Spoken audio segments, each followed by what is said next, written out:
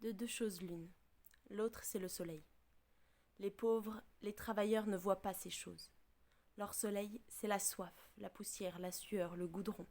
Et s'ils travaillent en plein soleil, le travail leur cache le soleil. Leur soleil, c'est l'insolation. Et le clair de lune pour les travailleurs de nuit. C'est la bronchite, la pharmacie, les emmerdements, les ennuis. Et quand le travailleur s'endort, il est bercé par l'insomnie. Et quand son réveil le réveille, il trouve chaque jour devant son lit la sale gueule du travail qui ricane, qui se fout de lui. Alors il se lève, alors il se lave, et puis il sort à moitié éveillé, à moitié endormi. Il marche dans la rue, à moitié éveillé, à moitié endormi, et il prend l'autobus, le service ouvrier. Et l'autobus, le chauffeur, le receveur, et tous les travailleurs, à moitié réveillés, à moitié endormis, traversent le paysage figé entre le petit jour et la nuit. Le paysage de briques de fenêtres à courant d'air de corridor, le paysage éclipse, le paysage prison, le paysage sans air, sans lumière, sans rire ni saison. Le paysage glacé des cités ouvrières glacées en plein été comme au cœur de l'hiver.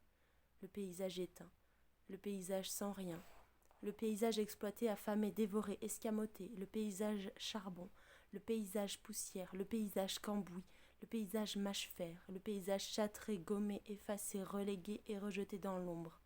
Dans la grande ombre, l'ombre du capital, l'ombre du profit.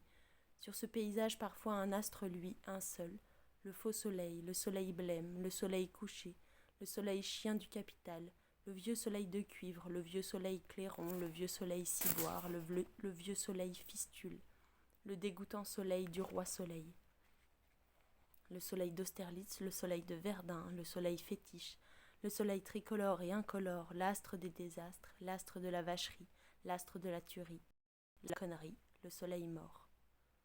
Et le paysage à moitié construit, à moitié démoli, à moitié réveillé, à moitié endormi, s'effondre dans la guerre, le malheur et l'oubli. Et puis il recommence une fois la guerre finie. Il se rebâtit lui-même dans l'ombre et le capital sourit. Mais un jour le vrai soleil viendra, un vrai soleil dur qui réveillera le paysage trop mou. Et les travailleurs sortiront, ils verront alors le soleil, le vrai, le dur, le rouge soleil de la Révolution. Et ils se compteront, et ils se comprendront, et ils verront leur nombre, et ils regarderont l'ombre, et ils riront, et ils s'avanceront.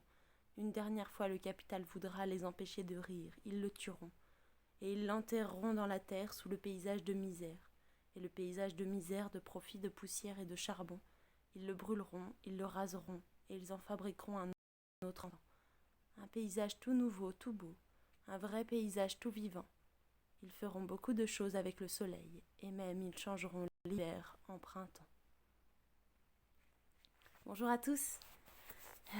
Aujourd'hui, je vous partage un poème de Jacques Prévert, que j'ai redécouvert en cherchant dans mes livres, auquel je n'avais pas vraiment fait attention avant, que je n'aimais pas particulièrement. Et puis j'ai lu plein de poèmes hier soir dans ce recueil et j'ai adoré. Voilà, donc je vous le partage ce matin.